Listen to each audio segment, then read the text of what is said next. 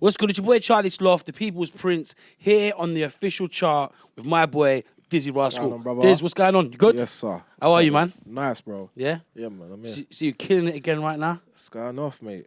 It's going off. Going crazy. It's there.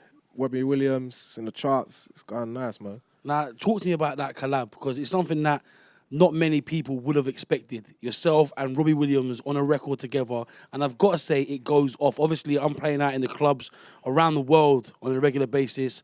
Recently, I was in Iron Upper, played the record, it got wheeled up 3 times. So it's kind of like it's touching all parts of the world. You know what I'm saying? Like, people are really feeling it from different demographics. Yeah. No, it's mad. It's good. I love the fact that you don't expect it and it doesn't almost make sense on paper.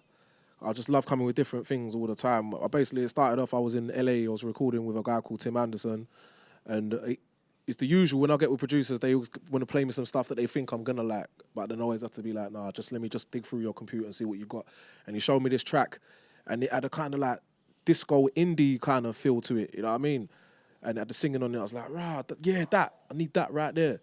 And I recorded my parts and that, and then a little while later, we was looking for someone to sing on it a few months later, and then Robbie's name came up in a meeting with my manager or something like that, and he said, yeah, what about Robbie Williams? I said, what, Robbie Williams? I thought, yeah, and then I thought, that makes sense. I know why I didn't think of that before, but all right, cool. And then they approached him, and they said they'd do it, but only if we recorded it together.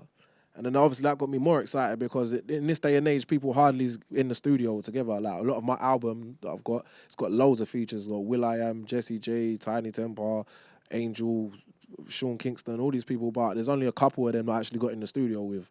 So I was happy to do that. I flew to LA, went to his house, was in his house for ages. We recorded for a couple hours. The rest of the time we just chilled out and then we just got the hit. What's he like? What's Robbie Williams like? Did you get on with him? Was there a good vibe between you two? Yeah, I've met him before, so I already knew that he was cool. Now we clicked straight away, but actually getting to sit down with him and spend time again, it's just like I was hanging with him the day before or something. It's like there wasn't like a 3-year gap or something. So he's a good dude, man.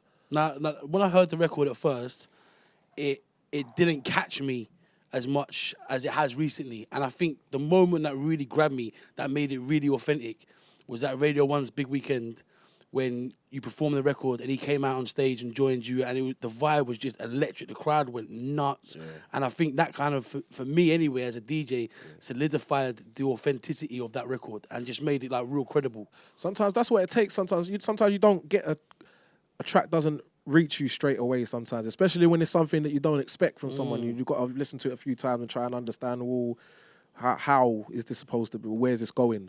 So which is...